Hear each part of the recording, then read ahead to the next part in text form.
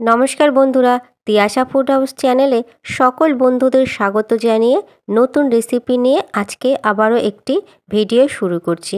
আজকে আমি আপনাদেরকে মূলা দিয়ে সম্পূর্ণ নতুন একটি রেসিপি বানিয়ে দেখাবো। আর এই মূলা রেসিপিটা ভাত, রুটি, পরোটা সব কিছুর সাথেই দারুণ লাগবে খেতে। আর মূলা রেসিপিটি দেখার পরে যদি আপনাদের ভালো লাগে, ভিডিওটি অবশ্যই লাইক করবেন।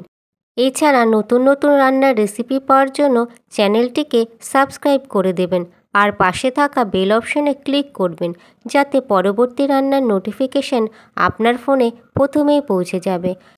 আর ভিডিওটি স্কিপ না করে পুরো দেখার অনুরোধ রইল। এছাড়া আপনি যদি ফেসবুক থেকে ভিডিওটি দেখেন, তাহলে চ্যানেলটিকে অবশ্যই ফলো করে দেবেন। মূলা রেসিপি তৈরির জন্য এখানে মূলা নিয়েছি, আর মূলাগুলোকে প্রথমে ভালো করে একটা ছুলনি দিয়ে ছুলে নেব। ঠিক এরকমভাবে ছুলনি দিয়ে মূলাটা ভালো করে ছুলে নেব। পুরো মূলা আমি ছুলে নিয়েছি। এবারে মাথাটা কেটে নেব। ওপরের অংশটাকে কেটে বাদ দিয়ে দেব।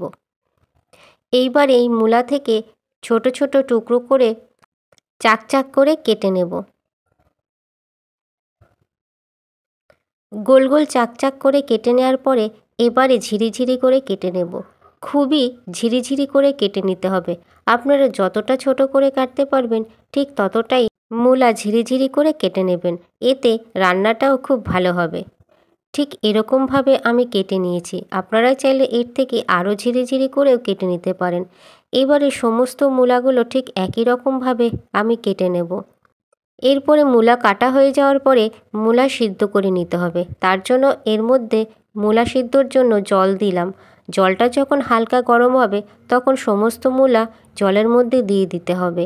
তারপরে একটা ঢাকনা দিয়ে ঢেকে দিলাম। মাত্র 2 থেকে 3 মিনিট ঢাকা থাকলেই মূলা সিদ্ধ হয়ে যাবে। তবে বেশি সিদ্ধ করব না, একদম হালকা হালকা সিদ্ধ করে নেব।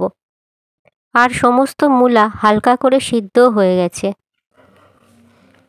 রান্নার জন্য প্রথমে কড়াইতে দিয়ে দিলাম 1 টেবিল স্পুন সর্ষের তেল। তেলটা যখন গরম হবে তখন ফোড়নের জন্য দিলাম একটা শুকনো লঙ্কা চিড়ে দিয়েছি আর 1/2 টিস্পুন জিরে। জিরেটা যখন ভাজা ভাজা হয়ে যাবে তখন এর মধ্যে দিয়ে দেব পেঁয়াজ। এখানে একটা মিডিয়াম সাইজের পেঁয়াজ কুচি কুচি করে কেটে দিয়েছি। তারপরে দেব ঝালের জন্য লঙ্কা। আপনারা যেমন ঝাল খেতে পছন্দ করেন সেই আন্দাজ অনুযায়ী ঝাল দিয়ে দেবেন। এখন পেঁয়াজ নেড়েচেড়ে হালকা করে ভেজে নেব। তবে পেঁয়াজটা একদম লাল করে ভেজে নেব না, প্রথমে অল্প করেই ভেজে নিতে হবে। পেঁয়াজটা যখন হালকা করে ভাজা হয়ে যাবে তখন এর মধ্যে দিয়ে দেব কুচনো আলু। আলুটাকেও আমি একদম ঝিরিঝিরি করে কেটে নিয়েছি। আর সেই আলু এখন পেঁয়াজের মধ্যে দিয়ে নেড়েচেড়ে ভেজে নেব। আলুগুলো হালকা লালচে করে ভেজে নেব। একদম বেশি লাল লাল করব না, হালকা লাল করে প্রথমে ভেজে নিতে হবে। আর এখন হালকা লাল করে আলুগুলোকে আমি ভেজে নিয়েছি। আলুগুলো যখন হালকা লাল করে ভাজা হয়ে যাবে তখন এর মধ্যে দিয়ে দেব সিদ্ধ করে রাখা মূলো। তবে মূলা বেশি সিদ্ধ করলে হবে না, হালকা করে সিদ্ধ করে নিতে হবে। এরপর আলু আর মূলা একসাথে ভালো করে ভেজে নেব। তবে মনে রাখতে হবে মূলার এই রান্নাটা করার সময় কোনো রকম জল দেওয়া যাবে না। জল দিলে মূলাগুলো একদম ঘেটে যাবে আর গলেও যাবে, আর তখন মূলা আর আলু ভাজা হবে না, চচ্চড়ির মতন হয়ে যাবে, খেতেও ভালো লাগবে না। সেই কারণে এই রান্নাটা করার সময় একেবারেই আমরা জল দেব না, জল ছাড়াই রান্না করে নিতে হবে। এরপর আমি এর মধ্যে দিয়ে দেব হলুদের গুঁড়ো আর দিয়ে দিলাম পরিমাণ মতন স্বাদ অনুযায়ী নুন। এবারে খুব ভালো করে আলু আর মূলা একসাথে ভেজে নেব। গ্যাসটাকে মিডিয়াম টু লো ফ্লেমে রেখে একটু পরপর নেড়েচেড়ে ভালো করে ভেজে নেব। তাহলে আলু আর মূলা খুব ভালোভাবে সিদ্ধ হয়ে যাবে আর ভাজা ভাজাও হয়ে যাবে। এখন অনেকটাই আলু আর মূলা সিদ্ধ হয়ে গেছে। এইভাবেই গ্যাসের ফ্লেমটাকে মিডিয়ামে রেখে ভেজে নিতে হবে, আর তাতেই ভাজাটা ভালো হবে। এখন অনেকটাই ভাজা হয়ে গেছে। যখন অর্ধেকটা ভাজা ভাজা হয়ে আসবে তখন আমি কি করব, মূলা আর আলু এক সাইড করে রেখে দেব।